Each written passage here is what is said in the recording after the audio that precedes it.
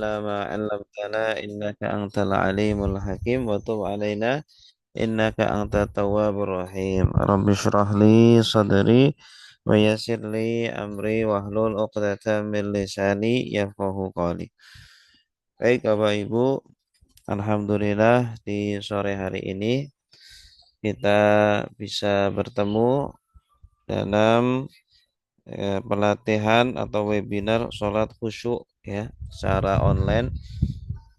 Walaupun online semoga eh, bisa memberikan kita banyak ilmu-ilmu dan juga bisa kita amalkan terutama ini di bulan Ramadan ya, terutama di bulan Ramadan kita banyak melakukan sholat sholat tarawih ya. Ini bagaimana agar sholat yang kita lakukan ini tidak sia-sia. Ya Rasulullah sabda rubba qa'imin laisa lahu min qiyamihi illa sahar wa ta'ab. Banyak orang yang melakukan qiyamul lail tidak ada balasan baginya kecuali sahar ya. Cuma begadang saja dan lelah saja. Nah, Pak, bagaimana agar sholat kita kualitasnya meningkat ya? Selama ini kita sholat apakah sudah khusyuk atau belum? Ya, selama ini kita sholat apakah pikiran kita bisa mengikuti apa yang kita baca atau justru melayang-layang kemana-mana. Nah, makanya disinilah di sore ini kita ingin meningkatkan, ya, ingin memperbaharui ya kualitas sholat kita agar sholat yang kita lakukan tidak sia-sia, ya, tetapi diterima oleh Allah dan mendapatkan pahala yang besar dan berlipat ganda. Baik Bapak Ibu, level sholat ya. Ketika kaum muslimin sholat ini bermacam-macam levelnya. Kita kira-kira ada di level yang mana ya? Level yang pertama adalah level tak paham ya. Artinya orang yang sholat tetapi tidak paham dengan apa yang dibaca. Nah ini kebanyakan orang seperti ini ya. Dia tidak tahu makna-makna dari iftitah, bacaan iftitah, bacaan al-fatihah, ketika ruku, ketika i'tidal, sujud, tahiyat dan seterusnya. Ya sholat hanya ya gerakan dan bacaan saja. Hafal sih bacaan sholat, gerakan sholat, tetapi tidak memahami apa yang dibaca. Dan dari kecil sampai dewasa seperti itu terus, ya, nggak paham. Ya bisa jadi mungkin nggak paham 100% atau nggak paham 75%, 50%, atau 25%, bermacam-macam. Ya, kalau kita berada di level tersebut maka harus segera kita tingkatkan ya. Kalau kita sekolah selalu di kelas 1 sudah 5 tahun di kelas 1 terus kan malu ya, nggak naik kelas. Kita punya anak di kelas 1 terus nggak naik kelas, setiap tahun nggak pernah naik kelas. Ini kan malu. Nah, kita sholat ya di hadapan Allah kalau level kita nggak naik-naik apa kita nggak malu ya, harusnya kita malu. Kita di hadapan manusia saja malu, masa di hadapan Allah tidak malu ya. Maka kita tingkatkan level yang kedua adalah memahami apa yang kita baca, kita paham, kita tahu arti-arti dari bacaan sholat, kita tahu paham ya, tetapi hanya sekedar paham saja ya, tidak merasakan atau bisa tidak menyadari apa yang kita baca. Cuma paham saja, begitu saja. Allahu Akbar, Allah Maha Besar. Ya, alhamdulillah segala puji bagi Allah. Tahu saja. Ya, tetapi tidak dimasukkan ke dalam hati. Tidak kita sadari betul. Ya, ketika kita mengucapkan Allahu Akbar, tidak kita sadari, kita rasakan, tidak kita tadaburi. Ya, karena sholat itu adalah munajat, adalah dialog antara hamba dengan Allah. Ya, ini adalah kesempatan besar ketika kita bisa bermunajat dengan Allah, ngobrol dengan Allah, mencurhatkan seluruh isi hati kita. Ini harus dilakukan dengan pikiran dan juga dengan hati. Harus dirasakan betul. Betapa Allah sayang sekali sama kita, betapa Allah itu perhatian sama kita, betapa banyak nikmat-nikmat yang Allah berikan kepada kita. Ya, nah ini level menyadari dan merasakan.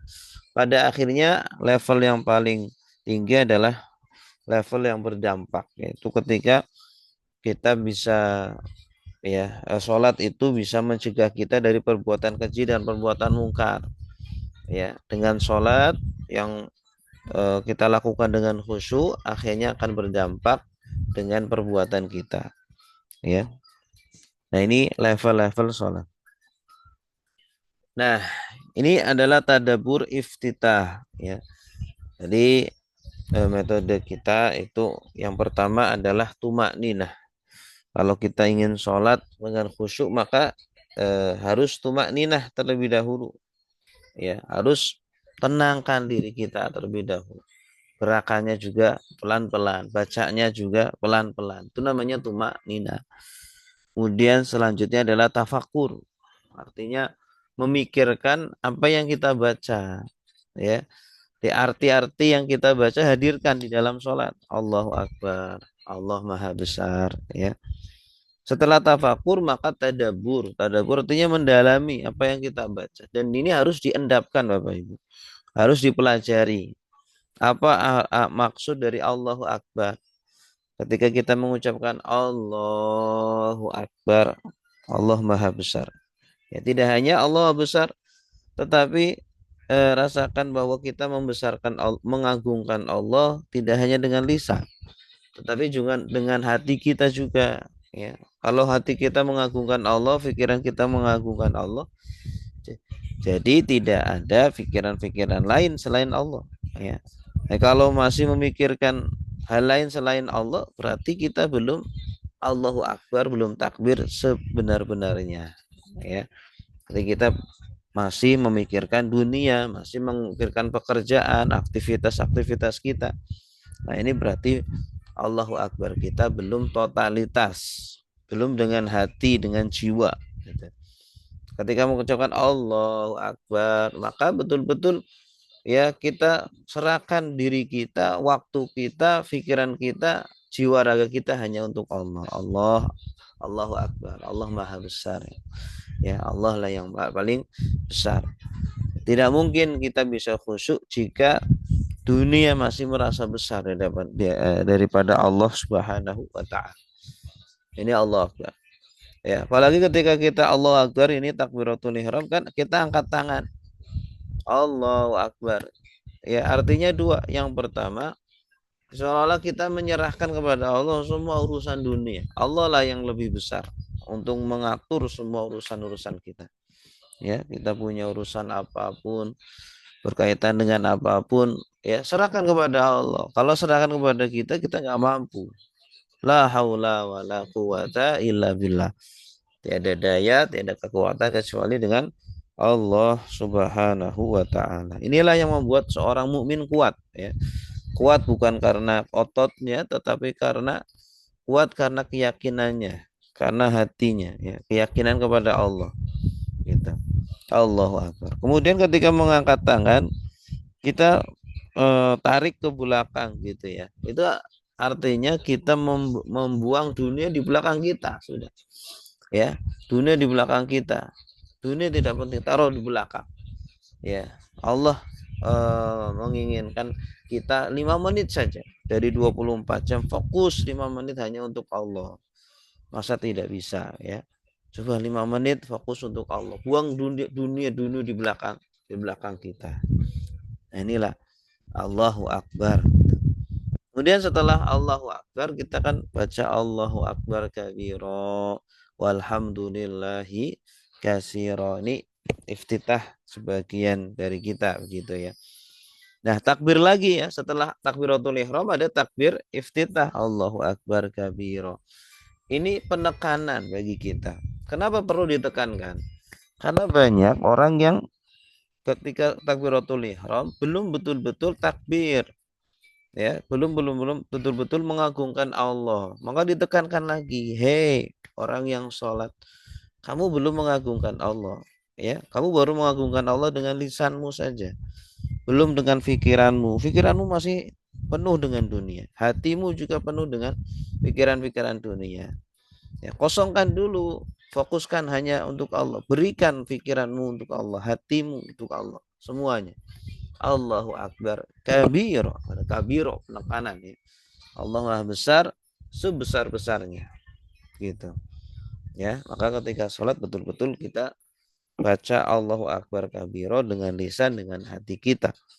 Dan Allahu Akbar ini juga berdampak dengan kehidupan kita. Kalau kita betul-betul bertakbir, mengakui Allah lah yang paling besar, yang maha besar, maka kita tidak berani untuk melanggar ya perintah-perintah Allah. Nggak berani protes dengan Allah. Karena Allah yang lebih tahu dengan kondisi kita, ya. Tidak pernah kita kemudian iri kepada orang lain, tidak pernah kita sombong, merasa lebih besar dari orang lain. Dan kita betul-betul mengindahkan, menjunjung tinggi aturan-aturan Allah, perintah-perintah Allah, menjauhkan larangan-larangan Allah. Takbir. Makanya orang yang sholat betul-betul dengan khusyuk, maka betul-betul akan tanha anil fahsya'i wal munkar, akan tercegah dari perbuatan keji dan perbuatan mungkar. Ya, kalau sholat tetapi masih korupsi, sholat masih bermaksiat, berarti ya sholatnya belum takbirnya itu takbiratul ihramnya itu betul-betul berdampak pada diri dia. Dan selanjutnya walhamdulillahi katsira, dan segala puji bagi Allah. Alhamdulillah. Ketika kita mengucapkan alhamdulillah, betul-betul ya kita betul-betul sedang berterima kasih kepada Allah. Ya Allah, terima kasih ya Allah. Karena setiap detik nikmat-nikmat mengucur kepada kita. Ya, akui bahwa itu berasal dari Allah, bukan karena usaha kita, bukan karena ilmu kita, ya, bukan karena kerja keras kita. Semua nikmat-nikmat yang tidak ada batasnya, yang tidak terhitung itu dari Allah. Makanya Allah Maha terpuji. Allah Maha baik ya. Ya Allah yang paling wajib kita syukuri. Ya. Kita sadarkan diri kita bahwa semua ibadah-ibadah yang kita lakukan sebagai wujud syukur kita kepada Allah. Ya. Kita kenapa sholat? Karena Allah yang memberikan kita kesehatan, memberikan kita kekuatan, memberikan kita nikmat berbicara, nikmat melihat, mendengar dan seterusnya. Ya, apa balasan kita? Allah minta sedikit dari nikmat-nikmat yang Allah berikan ini. Allah minta sedikit dari kewajiban-kewajiban. Sholat gitu ya, puasa, kemudian zakat, haji, sedikit sekali ya. Dari 24 jam kewajiban yang Allah berikan sedikit ya, tidak ada setengahnya. Tidak ada 12 jam kita harus selalu beribadah, tidak ada tuh. Itu ya. Walhamdulillahi katsira ya. Segala puji milik Allah yang banyak ya. Ini. Jadi kalau kita betul-betul sadar bahwa segala kebaikan, kemuliaan hanya milik Allah, maka kita tidak pernah merasa lebih baik dari orang lain. Kita pintar pun bukan karena kita, tapi karena memang itu adalah titipan dari Allah. Kita kaya juga tidak sombong, itu adalah titipan dari Allah. Kita tidak pelit karena itu titipan dari Allah. Ya. Wa subhanallahi bukratan wa asila, dan segala puji dan maha suci Allah di waktu pagi dan waktu sore. Mensucikan Allah artinya apa? Mensucikan Allah artinya adalah tunduk dan menerima semua takdir dan perintah dari Allah. Artinya takdir Allah tidak pernah salah. Perbuatan Allah tidak pernah salah. Ketika menjadikan kita sakit, tidak salah. Ketika kita terkena musibah, nggak pernah salah. Kita diberikan fisik yang mungkin tidak sebaik orang lain, tidak pernah salah. Semua adalah takdir Allah yang ya, benar, yang suci dari kesalahan, suci dari kekurangan. Justru yang punya kekurangan adalah diri kita, ya. Kita yang banyak kurangnya, kita yang dalam menjalankan perintah Allah masih banyak kurangnya, sholat masih belum khusyuk, puasa juga belum maksimal ya, terkadang tidak puasa atau terkadang puasa tapi yang puasa hanya lapar dan haus saja. tidak puasa mata, menjaga dari pandangan yang haram, mulut dari ucapan yang haram. Ya. Bukratan wa asila. Kita mensucikan Allah di waktu pagi dan waktu sore. Artinya sepanjang masa, ya, sepanjang waktu kita mensucikan Allah. Tidak dibatasi dengan waktu. Sepanjang waktu. Ya, artinya seorang mukmin pun harus berzikir kepada Allah sepanjang waktunya. Karena zikir itu ibadah yang paling mudah ya. Tidak butuh harta, tidak butuh tempat, tidak butuh waktu tentu. Kapanpun kita bisa zikir ya. Maka gunakan waktu-waktu kita untuk berzikir ketika bekerja, ketika di jalan, ketika di kendaraan ya. Gunakan untuk berzikir. Karena orang yang sering mengingat Allah, sering merasakan Allah bersama dia ya. Berzikir itu seperti kita ngajak ngobrol dengan Allah. Maka dia akan merasa dekat dengan Allah ya. Jika di jalan kita banyak isi astagfirullah, astagfirullah, itu sedang ngobrol dengan Allah. Kita sedang ngobrol dengan Allah. Makanya jangan cuma lisan saja yang mengucapkan, tetapi hati merasakan. Ikut sertakan hati itu kita sedang minta ampun kepada Allah. Astagfirullah, astagfirullah, astagfirullah. Ya, alhamdulillah, alhamdulillah. Itu hati ngobrolkan dengan Allah. Itu akan terasa lebih nikmat ya. Ini. Wajjahtu wajhiya lilladzi fataras samawati wal ard ya. Aku hadapkan wajahku. Maksudnya wajahku adalah seluruh tubuhku ya. Ya Allah, ketika salat itu kita mengucapkan wajjahtu wajhi. Aku hadapkan diriku ya Allah. Lilladzi fataras samawati wal ard. Kepada zat yang menciptakan langit dan bumi gitu. Ya. Artinya apa? Bahwa ketika kita sholat kita ditekankan lagi ya. Tadi Allahu Akbar sudah ditekankan, kita fokus kepada Allah. Berikan pikiran hati kita, waktu kita untuk Allah. Nah, kemudian wajah tuh ini juga sama. Ini penekanan bahwa kita sholat akan betul-betul menghadapkan diri kita hanya untuk Allah. Ya, kita betul-betul akan menundukkan akal dan hati kita hanya untuk Allah. Tidak hanya badan kita saja yang menghadap ke kiblat, tetapi juga hati dan pikiran kita fokus untuk Allah. Ya, jadikan Allah sebagai tujuan utama kita. Wajjahtu wajhiya lilladzi fataras samawati wal ardh. Misalnya kalau kita sholat itu ya sering sekali ada pikiran-pikiran, kita memikirkan pekerjaan, memikirkan aktivitas-aktivitas tadi. Nah, kalau ada pikiran itu langsung tarik lagi ke bacaan sholat ya. Wajah tuh aku hadapkan wajhiyah, wajahku atau diriku ke lilladzi fataras samawati wal ardh, yang telah menciptakan langit-langit dan bumi. Ya. Kalau kita sulit membayangkan seperti itu, bisa coba bayangkan seperti kita sedang memberikan sambutan ya, memberikan sambutan di hadapan bupati atau di hadapan wali kota ya. Apa yang kita lakukan ya pertama? Ya, yang kita ucapkan apa?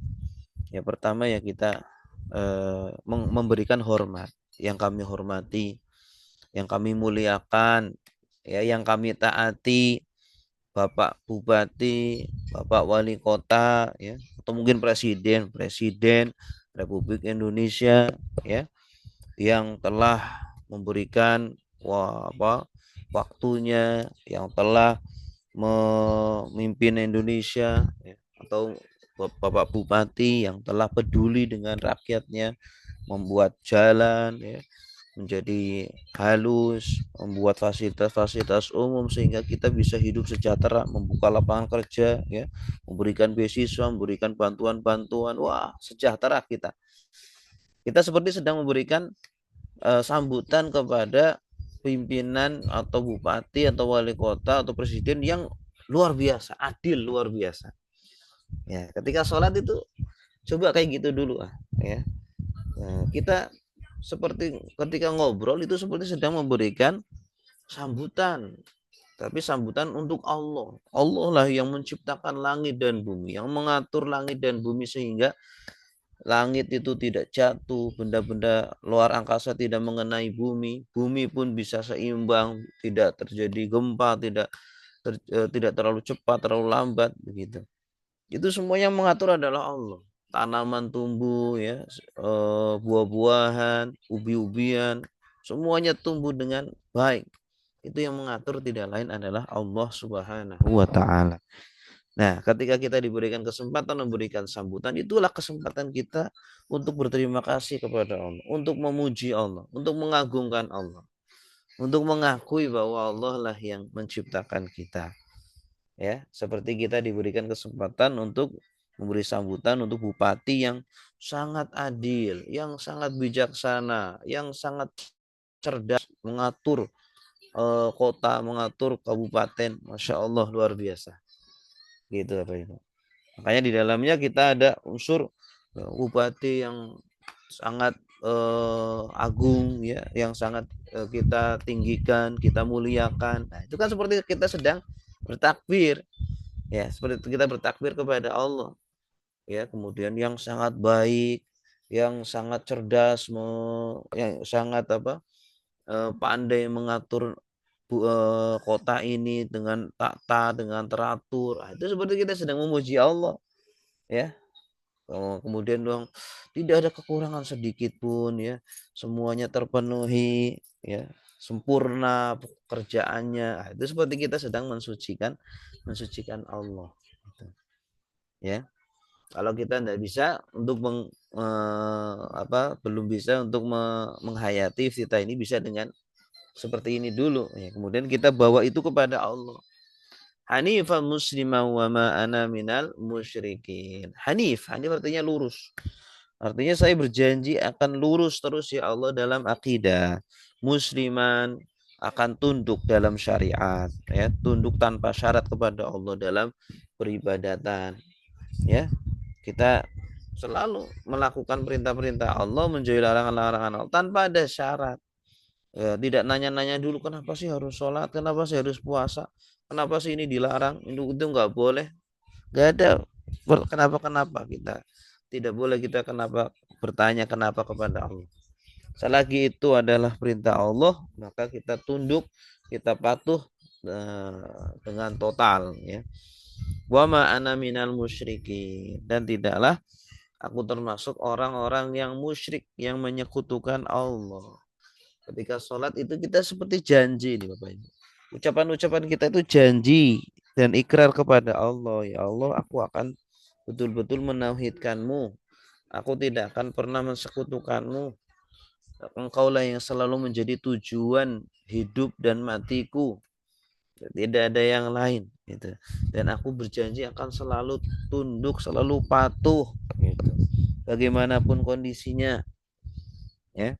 Nah, kita lihat setelah sholat kita bagaimana. Kalau ternyata masih jauh dengan ucapan kita, ya berarti itu belum mentadaburi bacaan-bacaan sholat. Karena tadabur itu artinya adalah dari kata dubur. Dubur itu kan belakang.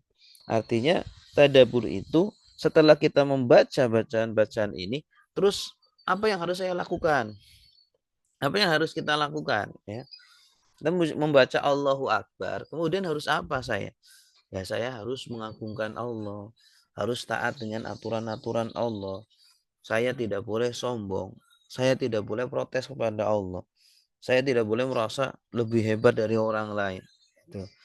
Ketika membaca Alhamdulillahirabbil alamin, segala puji bagi Allah Tuhan semesta alam.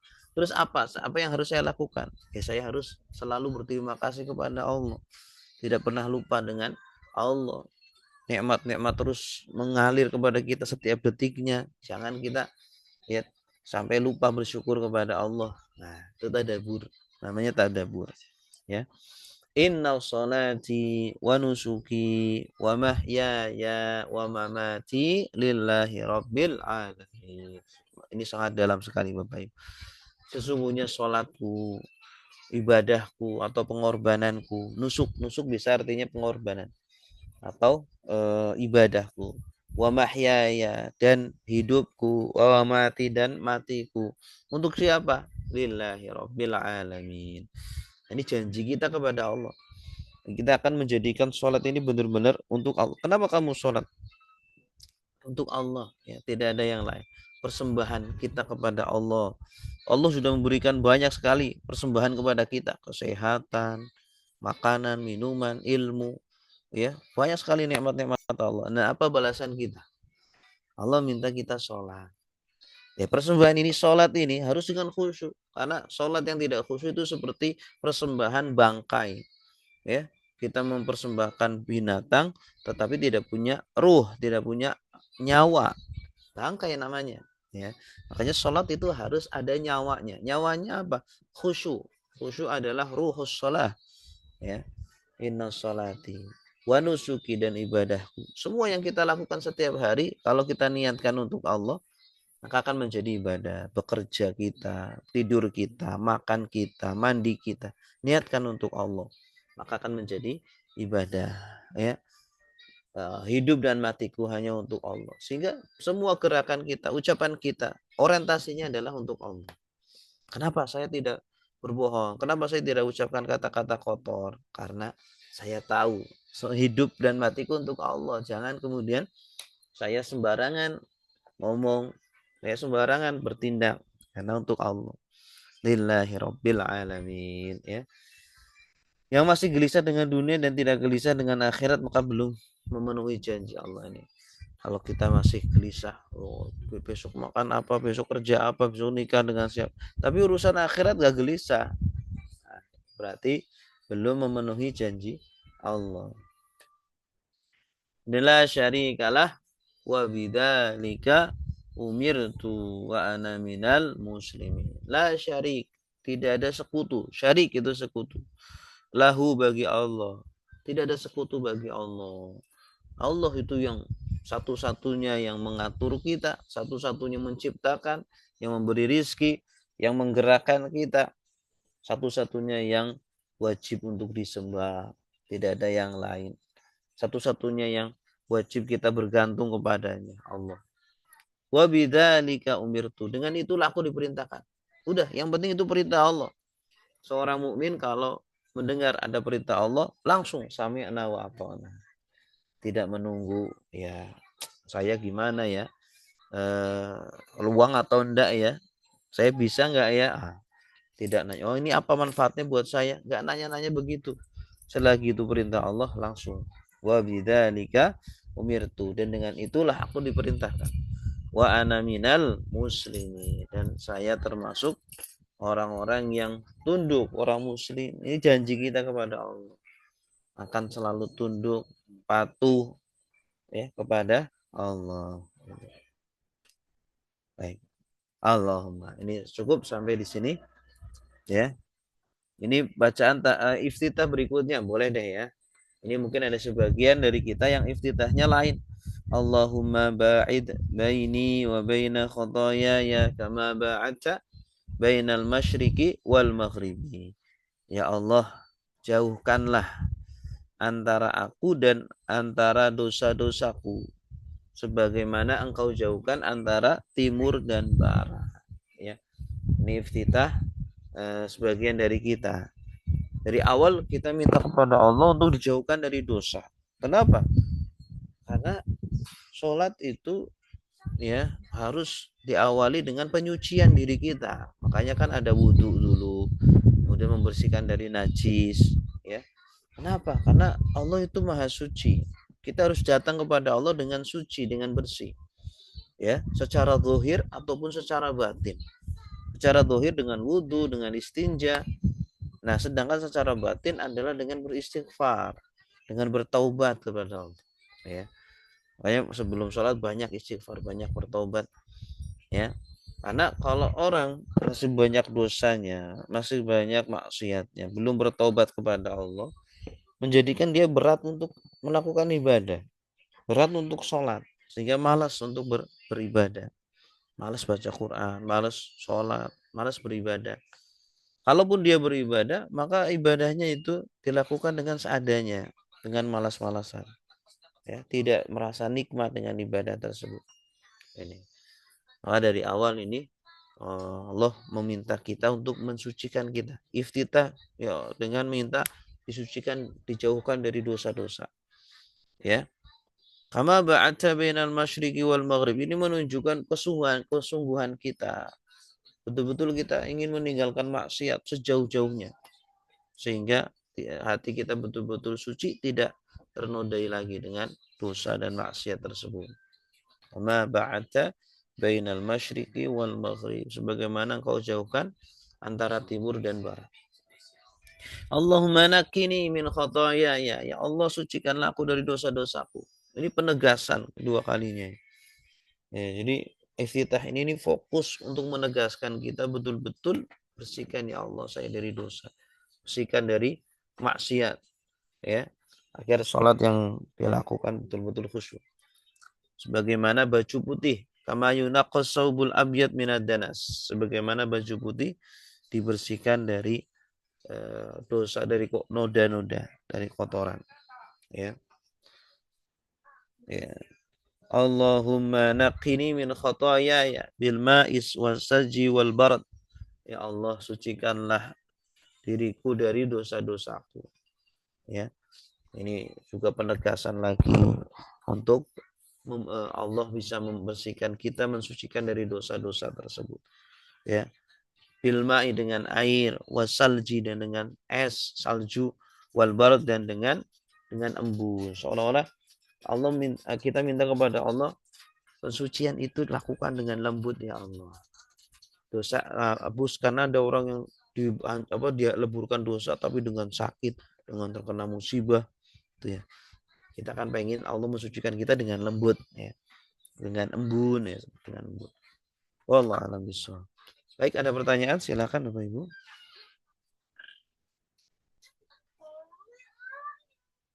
Ini tadabbur bacaan sholat ya. Ini perlu kita mentadaburi bacaan sholat. Kenapa?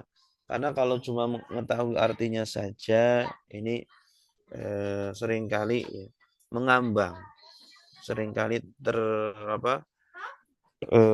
terdistrak dengan pikiran-pikiran lain, sehingga tidak bisa masuk gitu, tidak bisa betul-betul merasakan. Jadi kalau kita mempelajari tadaburnya, kita mengucapkan ini setiap hari dalam sholat, minta ampunan kepada Allah. Terus apa yang harus saya lakukan? Ya harus jauhi dosa, betul-betul. Betul-betul kita taubat. Betul-betul kita perbanyak penyucian jiwa kita. Sucikan hati kita dengan ibadah, dengan Al-Quran, dengan zikir. Ya, itu tadaburnya. Tadabur itu tidak hanya menghayati saja, merenungi saja, mengetahui hikmahnya saja, tapi juga pertanyaan kepada kita, apa yang harus saya lakukan setelah sudah tahu ini. Ya, harus ada action. Itulah tadabbur. Ada pertanyaan silakan.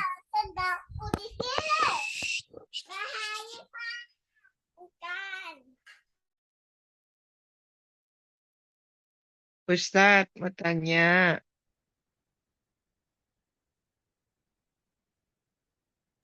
Silakan Bu.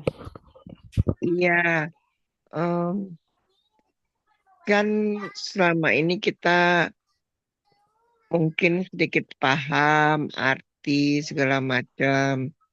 Ah, kita tadaburi sedikit demi sedikit.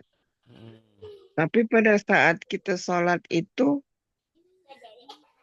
masih aja godaan itu untuk membuat kita tidak khusyuk gitu. Masih diingat-ingat dunia aja. Padahal kan kita diharuskan benar-benar pasrah kepada Allah. Tapi kok kadang-kadang masih dunia tuh masih timbul gitu. Nah, pada saat timbul itu kita kan berusaha untuk mengalihkan fokus lagi gitu. Iya. Nah, berusaha sekuat tenaga fokus lagi. Nanti kadang-kadang pada rakaat berapa timbul lagi gitu. Fokus lagi. Apakah kita tuh masih termasuk insan yang masih apa ya hubud dunia atau gimana ya Ustaz? Tapi kita udah berusaha kembali lagi gitu. Bagaimana ya Ustaz? Iya, itu proses Bu ya. Jadi semuanya proses. Jadi Iya. yang penting kita tidak menyerah, terus tingkatkan ya. Terus tingkatkan kualitas sholat kita. Kalau teringat dengan dunia-dunia seperti itu, ya memang harus terus belajar, terus mentadaburi, ya gitu ya. Sampai betul-betul 100% bisa dari takbiratul ihram sampai salam itu hanya Allah yang kita pikirkan. Hanya bacaan-bacaan sholat ini yang kita hadirkan gitu. Sama seperti ketika kita coba Bu.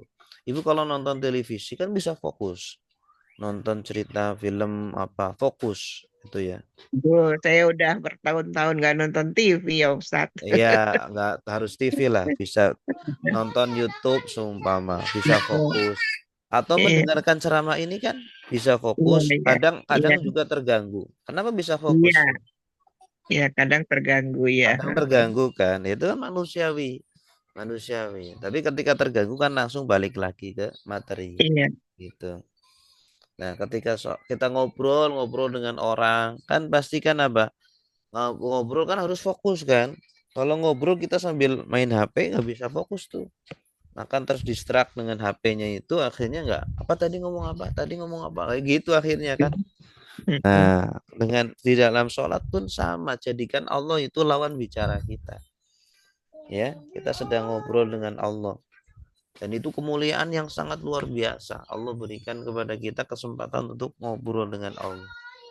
Ya, tapi manusia nggak banyak yang nggak sadar, yang menganggap sholat biasa saja. Padahal itu kemuliaan Allah. Mi'rajnya seorang mukmin itu sholat. Jadi kalau kita ingin mi'raj Bu, seperti Nabi, kalau Nabi iya, kan dengan fisiknya juga dengan ruhnya. Kalau kita dengan hatinya saja. Ya, fisik nggak bisa. Ya, kita dengan sholat itu, karena dengan sholat itu kita bisa ngobrol dengan Allah. Nabi langsung ketemu dengan fisik dan juga dengan ruhnya, ngobrol dengan Allah. Gitu. As-sholatu mi'rajul mu'min kata Nabi. Sholat itu mi'rajnya orang mukmin. Iya, gitu. Ada lagi? Oke, terima Ustaz, kasih Ustadz. Silakan Bu. eh, kalau seandainya di tengah sholat kita tuh kan kayak tadi terdistrak sama hal, kemudian kita ingin balik, kita baca di tengah sholat itu dalam hati A'udzubillahi minasyaitonirrajim, boleh Ustaz? Ya di dalam hati nggak apa-apa. Yang penting jangan diucapkan. Ya. Kalau kita sedang baca Al-Fatihah, masa baca itu? Nah, jadi di dalam hati saja. Ya. Makanya sebelum sholat itu perlu kita banyak-banyak baca ta'awud. A'udzubillahi minasyaitonirrajim. A'udzubillahi minasyaitonirrajim. A'udzubillahi minasyaitonirrajim. A'udzubillahi tamati min syarri ma khalaq. Ya. Qul a'udzu binnas malikin nas ilahin nas min syarril waswasil khannas. Baca itu. Ya. Insyaallah nanti dijauhkan dari bisikan-bisikan setan itu. Karena ada setan khinzib, ya. Setan khinzib itu yang suka menggoda orang yang sedang sholat. Khinzib. Kondap, kinzip, Hmm. Ada yang mengatakan khonzab, ada yang mengatakan khinzib. iya. Intinya itulah. Baik, ada lagi? Ustaz, Hmm? ini karena ada cerita setan tadi, saya ada pengalaman Ustaz. Hmm? Saya kalau ke surau itu kalau malam, pokoknya kalau gelap lah, Hmm. itu ada di depan surau itu ada satu rumah. Rumahnya itu ada dua gerbang, satu gerbang yang memang lewat orang, satu lagi tertutup sebenarnya, jadi tidak bisa lewat orang, Iya. kecuali kalau buka gerbangnya itu. Hmm. Nah, saya kalau lewat situ kadang sering melengong karena saya melihat sosok yang kayak pakai mukena putih di belakang saya, maksudnya dia keluar dari situ gitu. Dan itu sering, makanya saya pertama-tama saya bilang mungkin ini aja apa namanya pikiran saya aja gitu kan. Tapi karena udah berkali-kali saya tuh saya bilang sama suami, jadi apa itu ya Ustaz ya? Jadi kalau saya jalan ke masjid, dia keluar juga itu dari rumah itu. Padahal saya kalau datang ke masjid, kadang suka ini juga, ndak tepat waktu, enggak. Kadang-kadang sesudah orang takbir saya baru datang gitu kan. Tapi beberapa kali ini kejadiannya saya tengok itu. Makanya saya pikir apa itu, baik atau buruk atau gimana itu Ustaz ya? Iya, itu emang ibu bisa ngelihat itu jin-jin itu. Enggak, Mm-mm. enggak bisa. Lah Tapi itu, ini selintas saja kayak ada yang keluar gitu. Saya pikir tetangga saya gitu kan. tapi ngelihat Saya pikir langsung, ya, ngelihat langsung di itu. belakang, di belakang Ustaz. Jadi selintas dari sudut mata itu kelihatan gitu. Oh, di samping. Iya, di samping. Jadi Tapi kalau saya udah lewat, saya udah sekitar 2-3 langkah di depan, kayak di keluar gitu. Kayak orang pakai mukena kan. Jadi saya pikir tetangga saya itu gitu. tapi Tapi dari rumah kosong. rumahnya enggak kosong, tapi kan dia ada 2 gerbang. Satu gerbang itu sebenarnya toko dia, tapi tertutup terus gitu. Apalagi kalau malam kan. Mm-mm. Jadi eh, makanya saya setiap lewat situ melengong karena saya melihat, saya pikir dia gitu kan yang keluar. Taunya bukan dari gerbang yang kosong itu gitu. Mm-mm. Rumahnya sebenarnya nggak kosong gitu. Hmm, iya iya iya. Wallahu alam itu ya. Bisa jadi jin ya, bisa ya, pada intinya kita banyak zikir ya. Kalau jin sebenarnya kan lemah. Kalau kita berzikir itu jin itu lemah. Hmm. Makanya dinamakan al-khannas. Khannas itu yang suka bersembunyi, suka mundur, karena dia kalau mendengar manusia berzikir dia itu lemah. Ya, lemah jin. Gitu. Yang penting banyak berzikir, Pak. Pikir pagi, pikir petang, pikir keluar rumah, masuk masjid, keluar masjid gitu. Iya, iya, Dan Ustaz. jangan dipedulikan juga gitu. Iya, iya. Iya. Ada lagi? Afwan Ya. Ustadz. Saya mau tanya, apakah eh, ya kalau kata Rasul sebaik-baiknya seorang muslimah itu ya di rumah sholatnya ya atau di kamarnya gitu. Nah, sementara kan orang zaman sekarang banyak yang rame-rame, apalagi Ramadan kan, tarawih gitu kan. Mm-mm. Nah, kalau menurut Ustadz gimana? Kalau saya sih masih pakai prinsip ya ahwat itu ya di rumah. Gitu. Iya, di rumah itu ketika memang kalau kita di rumah bisa khusyuk, di rumah itu kita bisa semangat ibadah, di rumah lebih banyak manfaatnya, silakan di rumah. Tapi kalau di rumah kita malah males umpama, di rumah malah nggak bisa khusyuk, di rumah malah pengen cepet-cepet selesai sholatnya gitu ya. Ya kan perempuan lebih baik di masjid ya. Kalau di rumah nggak dapat ilmu apa-apa, tapi di masjid kita bisa dapat ilmu, kita bisa lebih khusyuk, kita bisa lebih banyak mendapat manfaat gitu. Makanya dulu kan tarawih itu kan nggak dilakukan ya setelah Nabi meninggal, ya udah tarawih sendiri-sendiri gitu. Nah, awal-awal ketika Nabi tarawih pun awalnya sendiri beliau kan. Kemudian ada sahabat yang sholat di belakangnya gitu. Sampai kemudian Nabi nggak keluar. Setelah hari ketiga Nabi nggak keluar karena takut difardukan, diwajibkan sholat tarawih itu. Ya, baru setelah zamannya Sayyidina Umar baru kemudian dibuat jamaah, dipilih imamnya siapa, dilakukan sepanjang Ramadan 20 rakaat. Nah itu kan eh, sesuatu yang baru tapi baik ya, dan menjadikan kaum muslimin itu semangat dalam sholat tarawih. Coba kalau sholat tarawih dibiarkan seperti sholat qobliyah ba'diyah, saya yakin jarang yang melakukan ya. Orang yang melakukan qobliyah ba'diyah kan sedikit ya kan. Sholat duha juga sedikit, tapi gara-gara dilakukan dengan berjamaah ya, syiar gitu, akhirnya orang-orang semangat sholat tarawih ya kan gitu. Ada lagi? Jadi Ustaz, nggak menyalahi ya Ustadz ya. Enggak. Silakan Bu Uri. ya Ustaz, kalau misalkan kita berdoa pas sujud di sujud terakhir kita itu, kadang saya kan baca doa yang 3 itu yang Allahumma inna nakasa apa ya, yang husnul khotimah gitu itu ya Ustaz.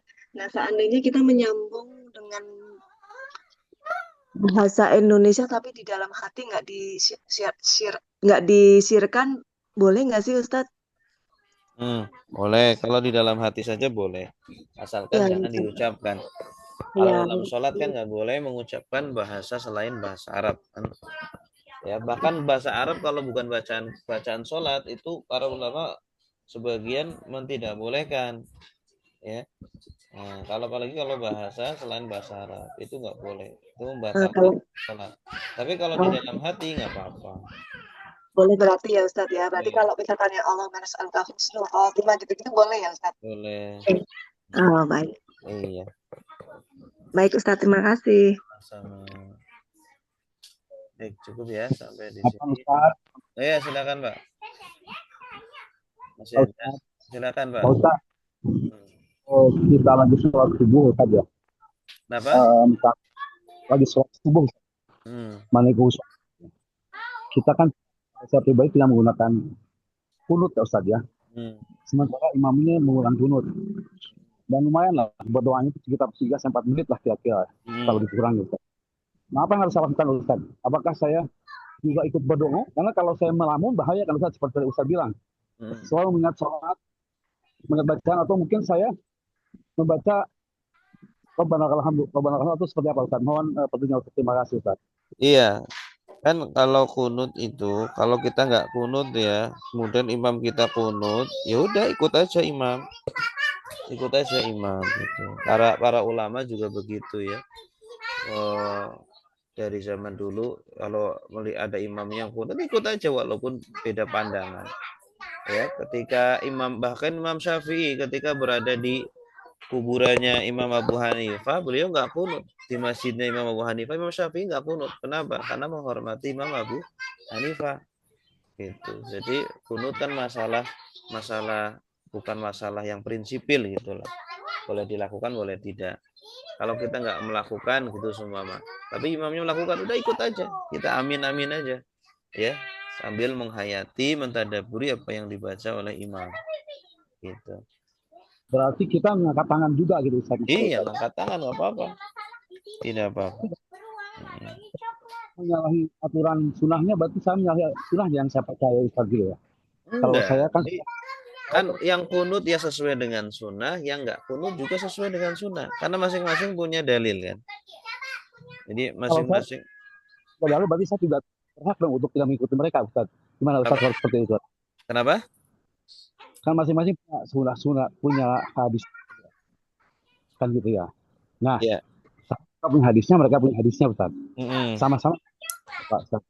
Kalau saya ikut mereka berarti saya ngikuti mereka dong Ustaz. Nggak apa-apa, kalau kita sebagai makmum kita ngikutin nggak apa-apa gitu kan, tidak membatalkan sholat. Sudah saya percaya hadisnya itu Ustaz. Kenapa? Gimana? Saya tidak menjadi hadis yang sudah saya percaya dong Ustaz kalau gitu. Enggak sama sekali. Jadi kunut itu bukan permasalahan yang prinsipil ya, bukan permasalahan prinsipil. Makanya dulu itu ada ulama Kiai Idham Khalid dengan Kiai Buya Hamka kalau nggak salah ya. Buya Hamka nggak kunut, kemudian Kiai Haji Idham Khalid ketua PBNU kunut ya. Nah itu Buya Hamka menghormati, ayo kunut, kemudian beliau ikut kunut di belakangnya gitu. Jadi agak beliau ngikutin di belakangnya, ikutin amin gitu di belakangnya, tidak apa-apa gitu. Gitu Pak. Oke, terima kasih Ustaz. Ya, sama-sama. Terakhir satu boleh Ustaz? Ya, silakan Bu. Benar kalau bersentuhan tangan suami dengan istri kalau sudah selesai wudhu itu membatalkan wudhu ya Ustaz ya? Ya, kalau mazhab Syafi'i membatalkan. Kalau misalnya repot sekali rasanya kan kalau misalnya kadang kita pergi ke masjid sholat, kemudian ngasih kunci aja kadang terkena tangan suami gitu kan. Jadi kok repot ya, kali kalau gitu. Kalau madhab Hanafi tidak. Kalau madhab Maliki batal kalau bersahwat. Madhab Maliki itu.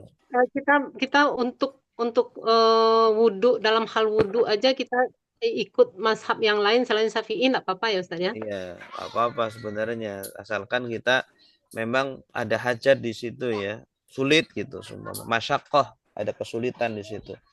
Kayak kalau kita tawaf itu kan banyak orang tuh. Kalau kita nggak megangin istri kita bisa hilang. Nah, ketika itu nggak apa-apa kita taklid dengan mazhab lain. Itu permasalahan yang sebenarnya bukan prinsipil ya. Jadi disesuaikan dengan kondisi kita saja. Makanya adanya perbedaan ulama itu kan bukannya menyulitkan tapi mempermudah sebenarnya. Asalkan kita nggak sengaja milih-milih yang mudah. Ya, tetapi memang Ya, kayak misalnya mau tidur kan disuruh wudhu tuh Ustaz. Terus di kamar kena bersentuhan tuh batal wudhu, gimana caranya kan lucu. Iya. Iya ya. Mengambil madhabnya Imam Hanafi, Imam Abu Hanifah. Terima kasih Iya. Ustaz. Baik, terima kasih. Cukup sampai di sini. Terima kasih Bapak Ibu. Kita tutup dengan doa kafaratul majlis. Subhanakallahumma wa bihamdika asyhadu an la ilaha illa anta astaghfiruka wa atubu ilaik. Assalamualaikum warahmatullahi wabarakatuh. Waalaikumsalam warahmatullahi wabarakatuh.